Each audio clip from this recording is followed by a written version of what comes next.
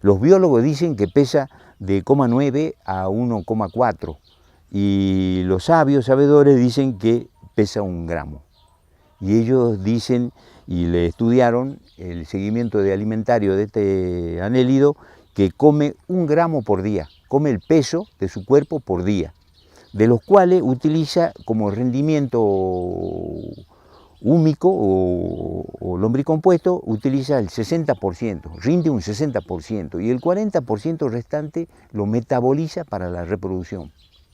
Entonces, si una lombriz produce el 60%, quiere decir que si existe una colonia, una población de lombrices para comer una tonelada de compostaje, en el día va a producir 600 kilos.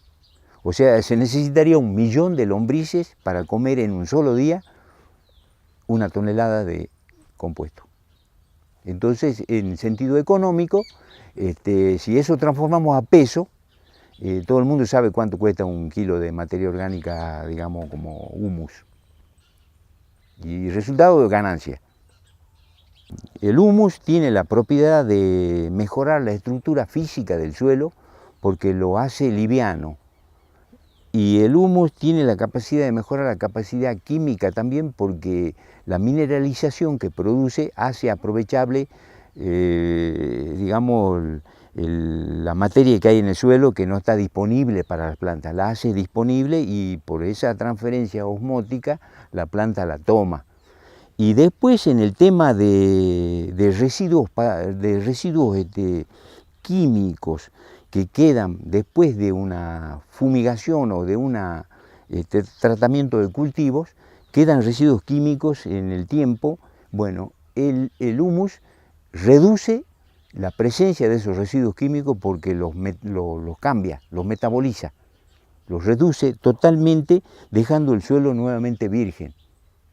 En una maceta de tamaño medio se utiliza aplicar 1 puñado de humus, 1 puñado. Siempre la tendencia es echarle más, ¿no? Echarle más es como que está de más. Sí, con 1 puñado en la maceta anda. ¿Y cómo es el método? Tomar 1 puñado de lo contenido en 1 puño y se echa en superficie y se manda con una regadera para que ingrese el material dentro de la maceta. Y allí hace su trabajo la colonia microbiana, mejorando las condiciones. Y después, en 30 días más, le puede agregar 1 puñadito más. Y hasta eso ya pasó el sistema estacional, digamos, de esa maceta, porque hay un reposo en el periodo otoñal, hay un reposo de los vegetales. Y en el caso de un árbol frutal, por ejemplo, tomamos como ejemplo un duraznero o si no un naranjo que siempre hay en el fondo de la casa o siempre en los alrededores de la finca, siempre tienen, no la gran producción, pero sí una buena cantidad de árboles frutales.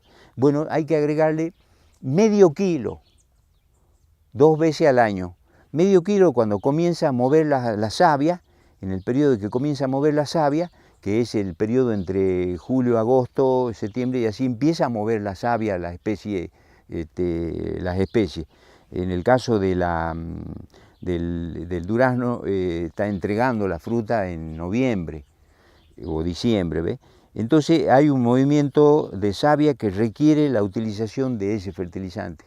Entonces medio kilo en ese periodo y medio kilo en el periodo otoñal, porque le damos ese medio kilo cuando comienza a requerir más elementos y le damos otro medio kilo cuando entra en reposo. ¿Para qué? Para que el reposo sea con bases nutrientes.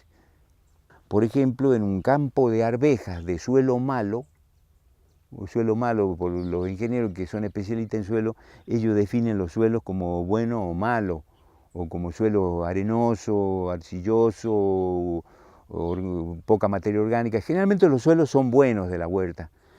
En ese caso se llegaron a aplicar para un cultivar de 1 tonelada, quiero decir de 1 hectárea de arvejas, se llegan a aplicar entre 200 kilos a 2 toneladas de humus. Esos son los límites. Pero en la huerta es distinto. En la huerta se aplica en superficie 600 gramos por metro cuadrado. porque la huerta está todos los días, está repicando, es un trabajo intensivo en la huerta. 600 gramos en superficie de 1 metro cuadrado.